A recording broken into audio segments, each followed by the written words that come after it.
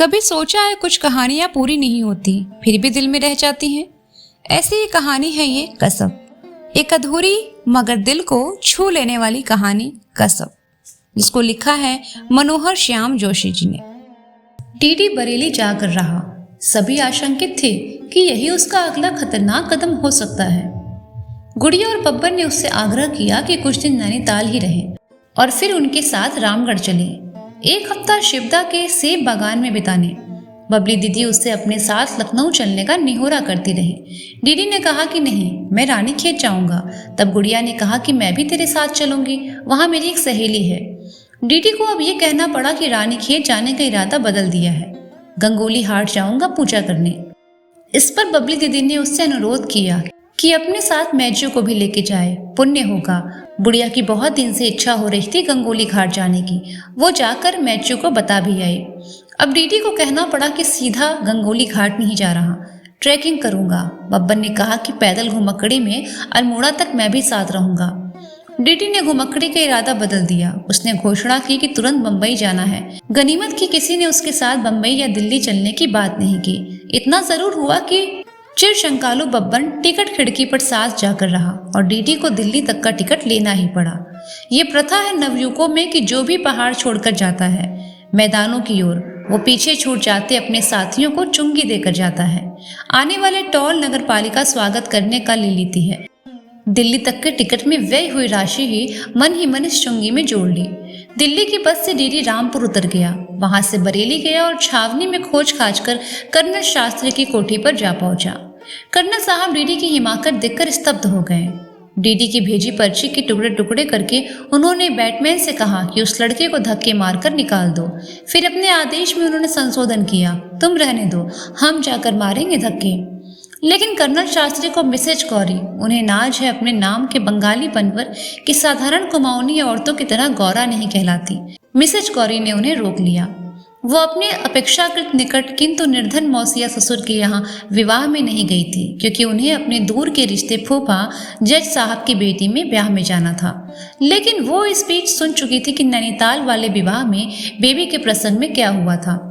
Mrs Shastri ने colonel साहब को सुझाव दिया कि कार्तिक डार्लिंग, तुम भीतर चले जाओ and let me handle this boy. Batman ने आकर बताया कि साहब तो बिजी हैं, मेम साहब ने आपको याद किया है। डीडी ने थोड़ी राहत महसूस की। वो गाली गलौज और हाथापाई का सामना करने की मनस्थिति में नहीं था। लेकिन गौरी शास्त्री की झलक देखकर ही उसे प्रतीति हो गया कि इससे तो अच्छा होता कर्नल जोशी टकराते। गौरी सिर से पांव तक अभिजात्य की प्रतिमा निकली और अभिजात्य की उपस्थिति मात्र मध्यम वर्गीय मन के लिए किसी भी गाली, किसी भी प्रहार से अधिक हीन भावनाप्रद होती है। गौरी के पहनावे श्रृंगार की हर वस्तु घोषित कर रही थी कि मैं जितनी सादी हूँ उतनी ही महंगी भी, और गौरी का शरीर यह घोषित कर रहा था कि मैं इस पहनावे श्रृंगार अलंकार का ऊब होने तक की हद तक आदी हूँ। मिसेज शास्त्री ने मुस्कुराकर हाथ जोड़कर डीडी का अभिवादन किया और खुरदरेपन से अपरिचित अपनी उंगलियों से एक सोफे की ओर इशारा किया कि बैठ जाओ।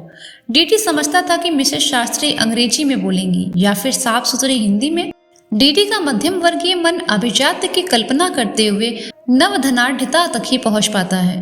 मिसेज शास्त्री ने किंतु खाटी कुमाऊनी में वार्तालाप किया। उनका उच्चारण निर्दोष था और लहजा वैसा जिसे बब्बन जैसे मस्खरे फुरफुरेटे कहते हैं। ये लहजा सुनने वाले को बता देता है कि बोलने वाला उनका वंशज है, जो राजाओं के दीवान रहे, अंग्रेजों के जज प्रशासक। इतने निर्मम ढंग से औपचारिक और इतने औपचारिक ढंग से आत्मीय है। ये प्रशासनिक लहजा की मध्यम वर्गीय कान को गोरे साहब की अंग्रेजी से भी अधिक अपमानजनक मालूम होता है। गौरी अनुमति चाहती है देवी दत्त से कि उसे दिबिया कहे। डीडी कहना उन्हें बहुत फूहड़ मालूम होता है। वो जानना चाहती है दिबिया से, नैनीताल में सब कुशल तो हैं, रास्ते में कोई तकलीफ तो नहीं हुई, बरेली कितने दिन ठहरने का विचार है, सामान कहाँ है, वो चाय पीना चाहेगा या शरबत। डीडी से अपने दिबिया अवतार में यही कहते बनता है कि मेरा यहाँ ठहरने का कोई विचार नहीं, मुझे आज ही दिल्ली जाना है और वहां से सीधे बम्बई। एक मित्र से मिलने के लिए बरेली रुक गया था। दया की एक ऑटोग्राफ बुक मेरे पास रह गई थी, सोचा लौटा दूं, आप लोगों से भी भेंट घाट हो जाएगी इसी बहाने। गौरी ने ऑटोग्राफ बुक से धन्यवाद ग्रहण की और मेज पर रख दी। उसे उलट पुलट कर देखने की कोई आवश्यकता नहीं समझी। गौरी ने टिप्पणी की कि दिव्या ने आकर अच्छा ही किया, क्योंकि इसी तरह मिलते जुलते रहने से अपना पराया का पता चलता है। गौरी ने फिर जानना चाहा कि दिव्या क्या पीना चाहेगा। क्या चाय और शरबत के विषय में उसके उत्साह की कमी इस ओर इंगित कर रही है कि वो कुछ पीना चाहेगा, कि वह कुछ और पीना चाहेगा? क्या उसके लिए बियर मंगवाई जाए?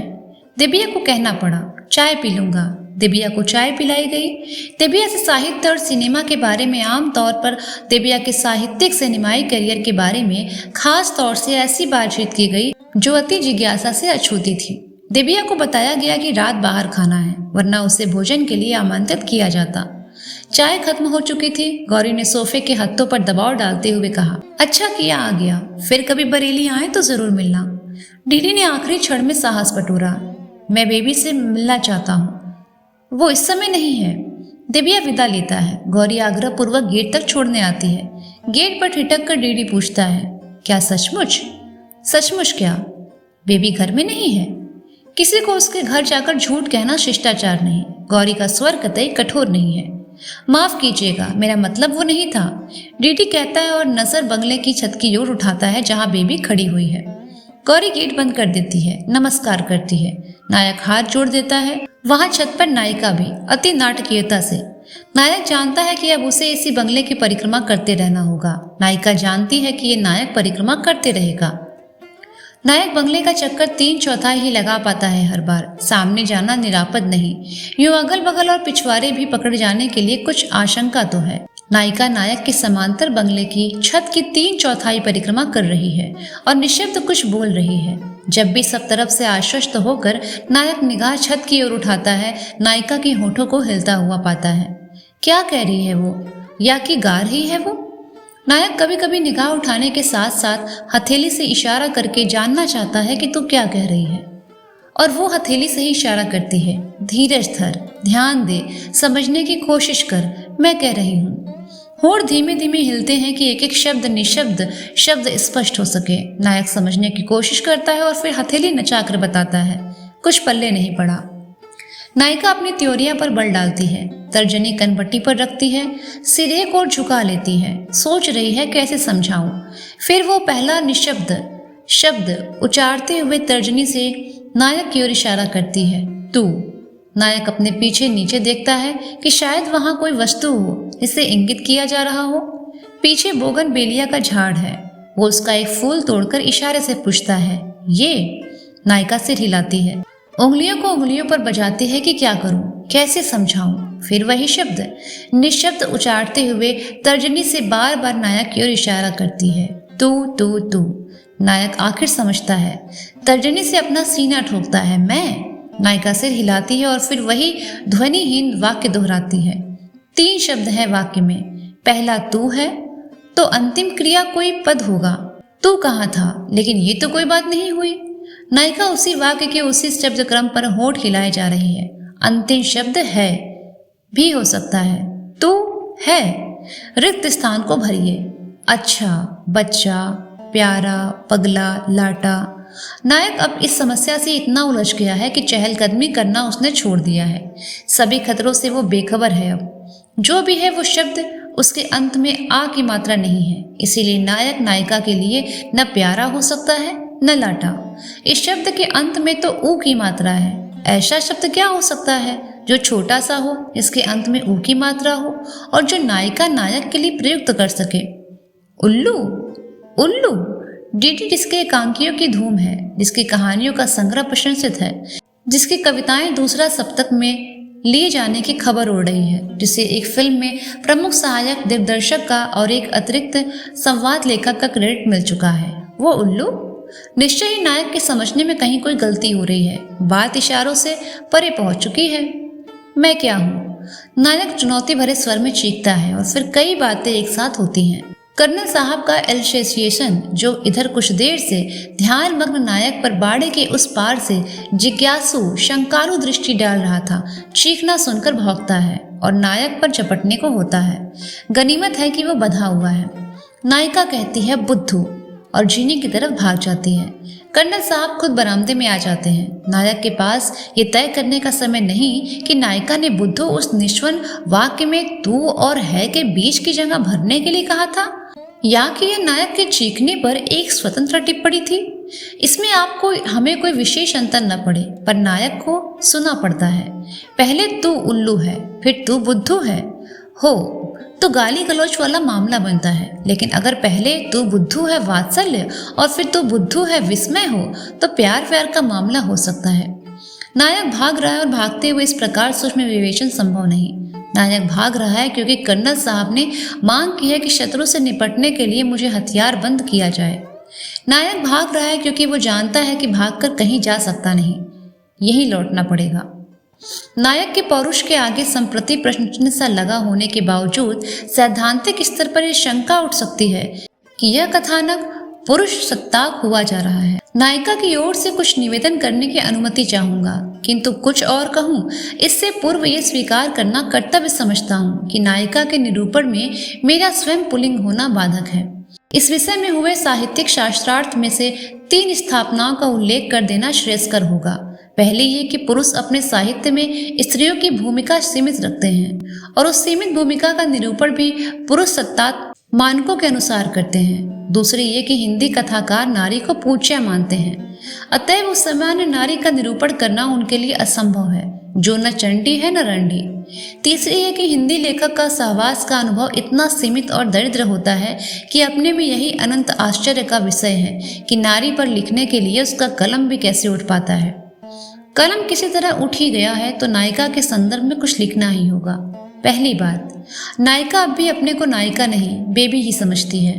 अभी तक उसे यह विश्वास नहीं हुआ कि परमात्मा ने प्रेम की कोई पटकथा लिखी है और बेबी को नायिका की भूमिका दी है। दूसरी बात, बेबी को सभी पुरुष विचित्र और हास्यास्पद मालूम होते हैं। ये स्वस्थ दृष्टिकोण उसने नारी मुक्ति आंदोलन शुरू होने से बहुत पहले प्राप्त कर लिया था, कदाचित इसीलिए कि वो 4 भाइयों की अकेली बहन थी। तीसरी बात, बेबी को DDT नामक ये पुरुष विशेष रूप से विचित्र और हास्यास्पद मालूम हुआ है। प्रथम साक्षात से और दिन प्रतिदिन वो मूल्यांकन सुदृढ़ होता जा रहा है। इसे प्रेम के प्रादुर्भाव का लक्षण माना जा सकता है कि नहीं, ये स्वतंत्र रूप से विवाद का विषय बन सकता है। जो हो, इस संदर्भ में बेबी के मन में कोई ऐसा या कि वादी प्रश्न नहीं उठा है।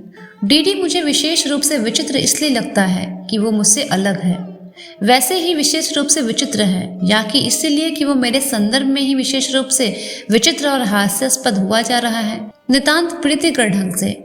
चौथी बात, डीडी को अपनी तरफ से अस्वीकार करने का अधिकार बेबी किसी और को दे नहीं सकती।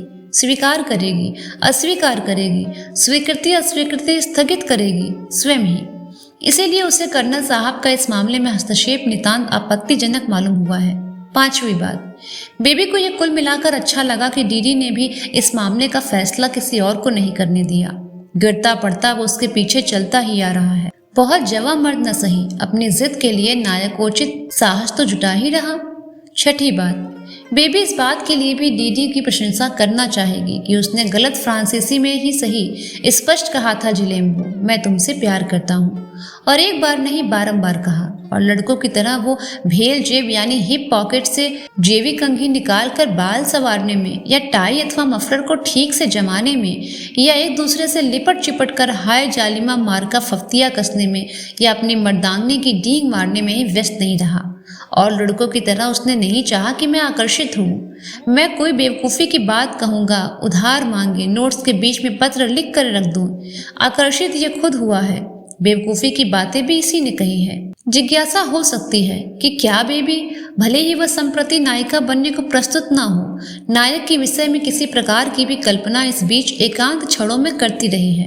इसका उत्तर हाँ, किंतु इस हाँ को ले उड़ना बहुत उचित न होगा। स्थिति ये है कि बेबी एकांत क्षणों में इतना ही सोचती रही है कि डीडी को खतरनाक खिलंदी और शरारतों में अपना साझेदार बनाकर देखूं, बहुत मजा आएगा। शरारत का मजा और डीडी की प्रतिक्रिया का मजा। उदाहरण के लिए डीडी से कहा जा सकता है, चलो रात को किसी के बाड़े से ककड़ियाँ चुराएं। ककड़ियाँ चुराने की शरारत फितना किस्म के लड़के तो करते हैं, और सो भी गिरोह में। लड़कियों का ऐसी शरारत से कोई संबंध नहीं होता। एक लड़के की संगत में एक लड़की की प्रेरणा पर डीडी ककड़ी चोर की भूमिका का निर्वाह कैसे करेगा, इसकी कल्पना बहुत सुखद मालूम होती है। इसी तरह उसने ये भी सोचा कि डीडी को लेकर मथुरा सदन जाए, जिसके मालिक मैदान में बस गए हैं, जो सरकार ने किराए पर लेकर एक देश वाली अफसर को इस वर्ष दे रखा है, और जहाँ खुबानी खूब बड़ी मीठी मीठी लगती है। डीडी की जिम्मेदारी ये हो कि वो बिना किसी से पूछे ताछे दिन दहाड़े खुबानियाँ तोड़कर बेबी को देता जाए। जब टोका टोकी डांट डपट हो तो कथाकार डीडी पूरे आश्वासन से इस आशय की कहानी गढ़कर सुनाए कि बेबी की वृद्धा नानी, जो इस कोठी को बनाने वाले मथुरा दत्त जोशी की सगी बहन है, विक्षिप्त सी हो गई हैं और उन्होंने घर में सवेरे से तूफान मचा रखा है कि अपने भाई के घर की खुबानियाँ खाऊंगी। जाओ मथुरा दास से मांग के लाओ। उनको बाजार से लाकर खुबानियाँ दी गई, लेकिन उन्होंने उठाकर फेंक दी। यहाँ की खुबानियाँ खूब पहचानती हैं, प्रति वर्ष जो खा रही हैं। ये 2 उदाहरण मेरे विचार से पर्याप्त होंगे। अतिरिक्त उदाहरण बेबी की उर्वर मेधा का ही अतिरिक्त साक्ष्य प्रस्तुत कर सकते हैं। इनसे हमारे इस मूलभूत प्रश्न का उत्तर नहीं मिल पाता कि क्या बेबी को किसी सीमित अथवा विशिष्ट अर्थ में ही सही डीडी से प्यार हो गया है। इस प्रश्न का सकारात्मक और नकारात्मक दोनों प्रकार का उत्तर सूझता है। पक्ष विपक्ष में काफी कुछ कहने की संभावना है, किंतु मुझे भय हो रहा है उस स्थिति में मैं बहुत विरल और बिखरा हुआ लेखन करने का दोषी ठहरूंगा। कथा वस्तु पर ध्यान देना समीचीन होगा। बेबी नैनीताल छोड़ते समय जो नाराज हुई सो अब तक नाराज ही चली आ रही। नाराज लेकिन नासाज नहीं। मुंह फुलाकर बैठ जाना अथवा बंद कमरों में सिसकते रहना उसे पसंद नहीं। वो पूरी तरह से शांत सामान्य है। केवल ढुलदा पर उसने प्रकट कर दिया कि तेरा आचरण मुझे कतई पसंद नहीं। बेबी ढुलदा से इस तरह व्यवहार कर रही है मानो वह कसूरवार बच्चे हों जिन्हें उसने दंडित करने के लिए ठुकरा रखा है। सबसे वो हंस बोल रही है, ढुलदा की ही बातों का रूखा सूखा जवाब दे रही।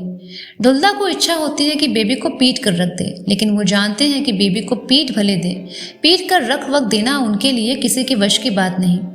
ये भी मालूम है कि बेबी घर में सबकी लाडली है। वो इस तथ्य से भी अवगत हैं कि उनकी पत्नी गौरी मुंह से स्पष्ट कुछ न कहे, मन ही मन ये भी जानती है कि ससुराल वाले अभिजात नहीं हैं मायके वालों की तरह। पति का चीखना चिल्लाना मारपीट करना अभिजात्य के अभाव का प्रमाण ठहराती आई है। नहीं कार्तिक, ये मिलिट्री वालों के नहीं मिडिल क्लास वालों के काम है। तो ढुलदा बेबी को पीट नहीं सकती। डीडी को जरूर पीट कर रख देना चाहते हैं, लेकिन अपनी पत्नी के अभिजात्य की गरिमा और अपनी बहन की स्वाभिमानी जिद के चलते ये काम भी उनसे नहीं हो पाएगा शायद। इस कहानी के आगे का भाग आप सुनेंगे अगले वीडियो में। तब तक के लिए सुनते रहिए अन्य कहानियाँ।